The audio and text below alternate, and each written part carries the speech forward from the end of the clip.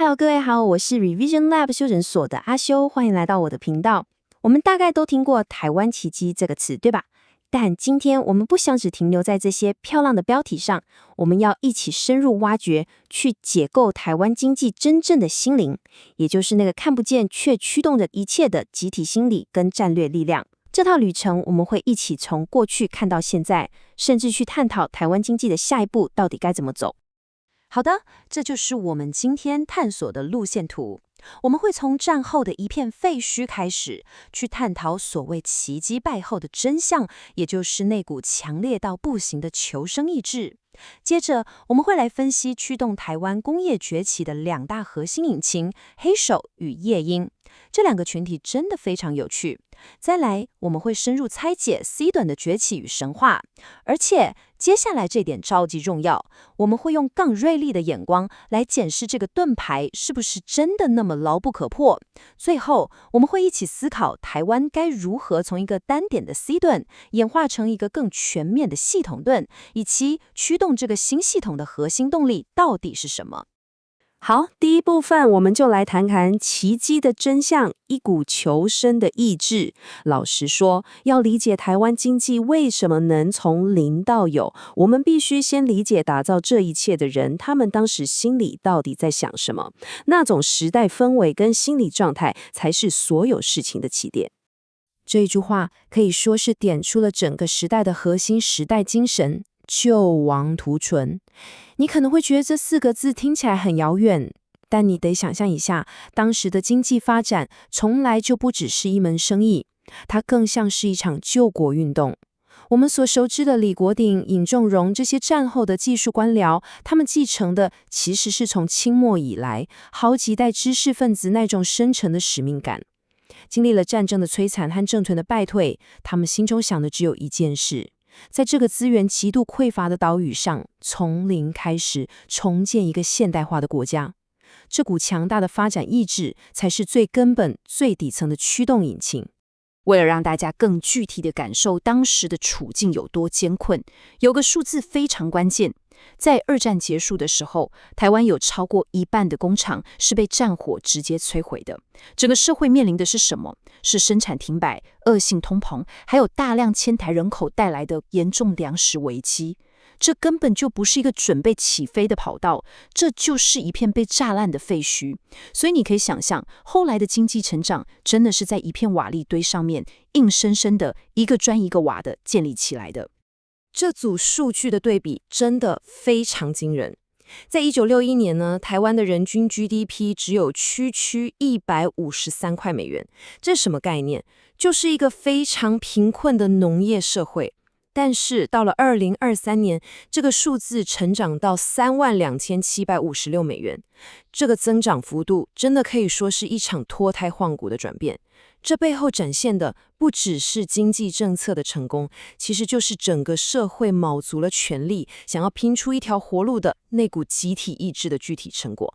所以，到底是什么造就了这个所谓的奇迹？我们常常听到2种很常见的说法，一个是美元的帮助，另一个是日治时期留下的基础建设。这些当然是重要的外部因素，但它们更像是燃料，而不是引擎。真正的核心驱动是台湾内部形成的这股强大的经济心灵。白话一点说，就是整个社会从上到下都抱着一种不拼就死定了的共识，是这股强悍的内在力量，才把美元和基础建设这些外部资源转化成了前所未有的经济动能。了解了底层的心理动机之后，我们继续聊下去。这股能量具体是透过哪2种人来实现的？接下来我们就要来谈谈驱动台湾工业崛起的2大引擎——黑手与夜鹰。这2股力量的风格可以说是天差地远，但却很奇妙地共同撑起了台湾的产业一片天。首先，我们来看看黑手精神。这句俗谚宁为鸡口，不为牛后，可以说是完美地诠释了台湾小中企业的草根创业能量。所谓的黑手，指的就是那些在工厂里技术精湛、满手油污的老师傅。他们心中通常都有一个梦，那就是存够了钱，学到了技术，就要自己出来当头家。这种不想屈居人下，渴望自己做主的创业冲动，最终形成了台湾极度灵活，像蚂蚁雄兵一样分散的中小企业网络。这种 DNA 可以说深植在台湾许多传统产业老板的心中。而另一股完全不同的力量，我称之为夜鹰准则，这代表的是像台积电这样的高科技巨头的生存哲学。你想想，面对英特尔、三星这种世界级的大行星，台湾的科技业知道自己没有犯错的空间，一失足就万劫不复，所以他们用时间换取生存空间，开创了全球首见的24小时3班制的研发模式。这是一种极度纪律化，甚至带点军事化的作战方式，背后其实是一种深刻的存亡焦虑感，因为他们知道，只要一步走错，就可能被市场的巨量吞噬，连第二次机会都没有。我们来并排比较一下这两种模式，你会发现它们真的天差地远。首先从结构来看，黑手模式像是游击队，它是一个分散灵活的中小企业网络，而夜鹰模式就像一支精锐部队，结构非常中心化，纪律严明。再来，在创新的方式上，黑手们的创新来自于生产第一线，是一点一滴的制程改良。夜鹰们则是靠着实验室里高强度的研发，追求的是技术上的大突破。在全球分工的角色里，黑手们扮演的是直接出口零组件的供应商，而夜鹰像是台积电，则成为了主宰全球的晶圆代工领导者。最后，这也反映在心理层面，黑手们追求的是我自己当老板的独立性，而夜鹰们则是一种我们团结起来对抗世界巨兽的集体求生战。这两种截然不同的引擎，就这样一边拉一边推，共同驱动了台湾的产业发展。这两股力量发展的顶峰，最终催生出一个强大的战略资产，也就是我们现在常常挂在嘴边的 Silicon Shield。接下来，我们就来谈谈这个龟盾是如何崛起的，它又是如何从一个了不起的科技成就，慢慢演变成一张攸关国家安全的心理慰藉。西盾的形成其实并不是偶然，背后有着非常清晰的政府战略规划。这一切可以回溯到1980年代，当时政府设立了新竹科学园区，这个是一个非常重要的指标，代表台湾的产业中心开始从传统的重工业转向高科技。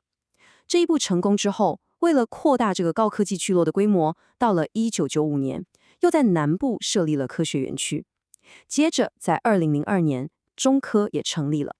你可以感觉到这一连串的规划，几乎是每隔几年就有一个大动作，最终成功地在台湾西半部打造了一条完整的科技走廊。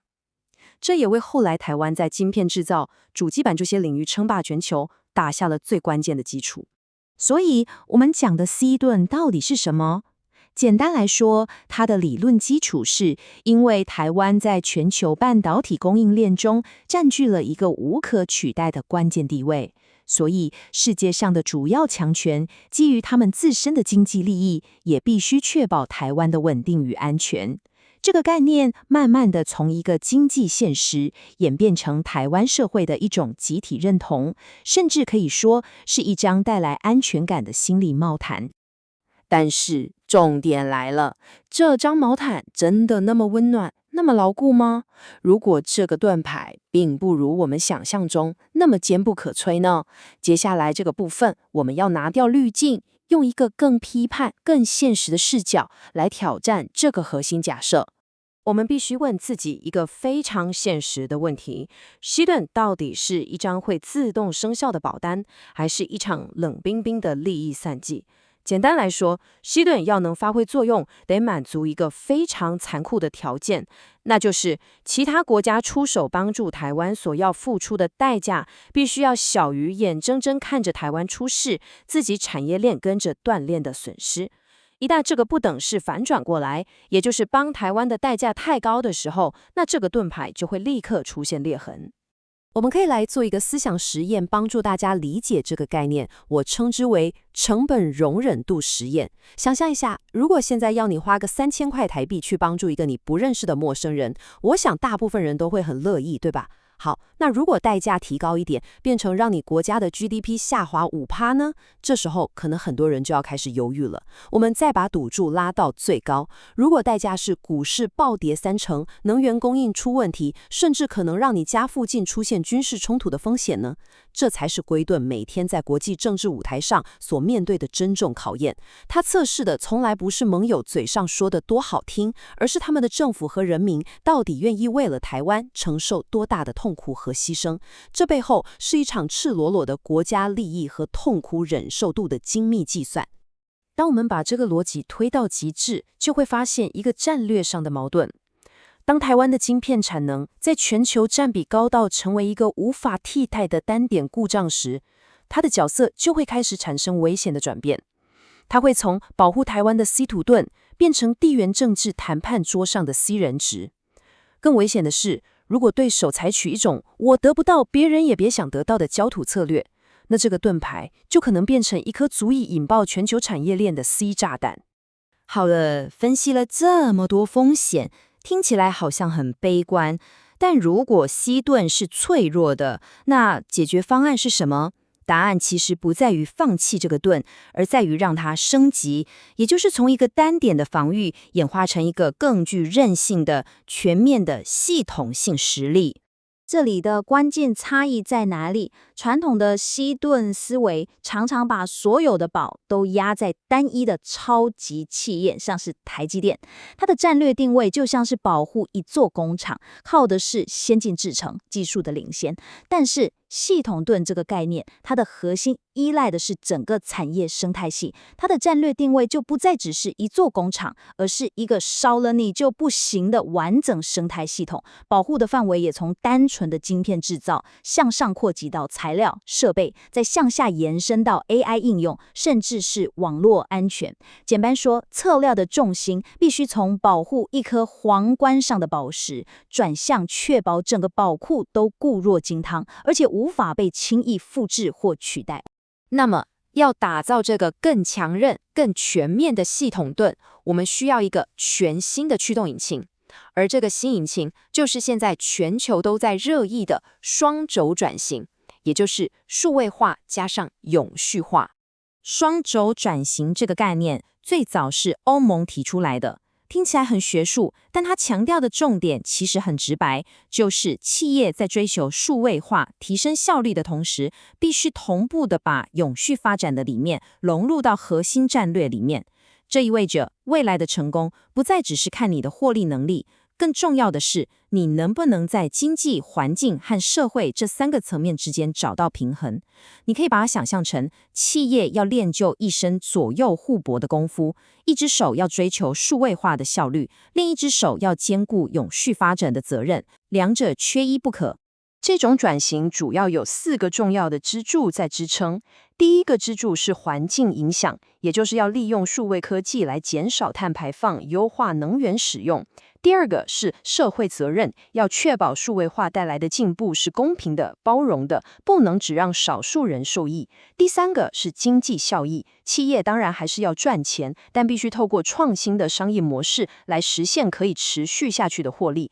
最后一个也是最关键的是数据驱动的决策，也就是用科学的数据来引导环境和社会策略，而不是凭感觉。这4个支柱加起来，其实正在重新定义一家好企业的标准哦。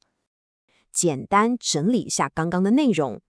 我们可以看到，这整个转型的过程，其实就是台湾最初那股经济心灵的 2.0 升级版。它把最底层的那种追求韧性与创新的基因拿出来，然后去适应一个全新的全球时代。